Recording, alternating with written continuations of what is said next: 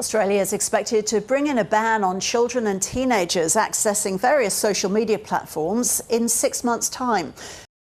Welcome everybody to the Bloody Aussie Lunacy channel, a channel dedicated to showing you bloody Aussie lunacy. Now, if you like this content, please like, subscribe. Here we go. Yes, you heard that correctly. Australia will be implementing a social media ban for users under the age of 16 in 6 months' time, which is bloody ridiculous. But experts are now raising concerns about another issue, the kids whose daily lives are being documented and posted online by their parents. Here we go, more experts that believe that because they have a university degree, they can tell you what to do. Looks like they're now coming for YouTube. Let's see what this white liberal professor has to say. Dr. Catherine Archer is from Edith Cowan University and joins us now. Hi there, Catherine. Yep, just as I thought, and a female, and has glasses. Hi, Roz. So can you talk us through the scenarios of this then, where parents post images and videos of their kids online? What's usually being promoted or presented? Basically everything. Brands have hopped online because children attract views, they attract engagement for brands. So children are obviously promoting toys to other children, but they're also promoting potentially products such as luxury holidays to adults. So it's quite widespread and it's a global phenomenon. Okay, it looks like it's a problem because children are promoting brands, is that correct? I don't get it. And what are the things to think about here then in terms of how it may affect the kids? I wonder how many kids are actually being affected by this. I don't think it's very many, but if you disagree, put a comment down below.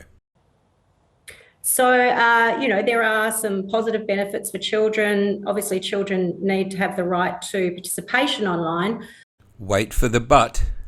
But also some of the negatives might be the fact that children's privacy is invaded because they're having to work often in the home for long extended hours. So that privacy goes down. Protection from exploitation with regards to potentially money. So if money's changing hands, then the parent becomes the manager. So that's where that blurring of lines of responsibilities comes in. So there are those concerns, particularly, as I said, around, exploitation, around the right to privacy and around the right to protection as far as, any harms go as well, if strangers are viewing the content. So this is how it's going to be framed. Exploitation and privacy. We need to restrict your rights because it's for your safety. That's what they're saying again. So what are the rules here then, Catherine, about posting your kids' activities online? Are there any? No, there aren't actually any rules around parents who usually, often manage the accounts for the children. So this, this social media ban that's coming in for under 16s won't apply if the parents are controlling the accounts of the children and posting them as social media influencers. There you go. Should have said the quiet part out loud. They want to include YouTube in the under 16s social media ban. So can the same rules that are applied to kids who work in TV and movies be applied to this kind of made-at-home content? Yeah, and that's the idea in some jurisdictions and some countries overseas. So France was an earlier adopter of this, where they actually saw that, the entertainment industry 100 years ago brought in laws to stop this exploitation of kids.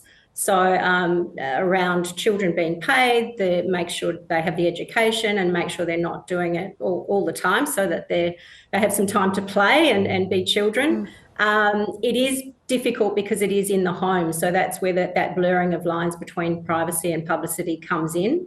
But having said that, other governments have tackled it. At this stage in Australia, there are no laws around it.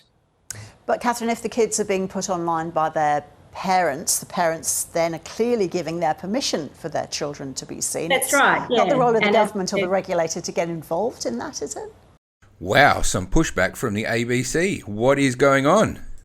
Well, because the children are earning money. So, that's where it is potentially important that the government does get involved in potential guidelines. Children are clearly protected when they're working in the entertainment industry, in TV, in movies, because originally 100 years ago they were potentially exploited in those spaces.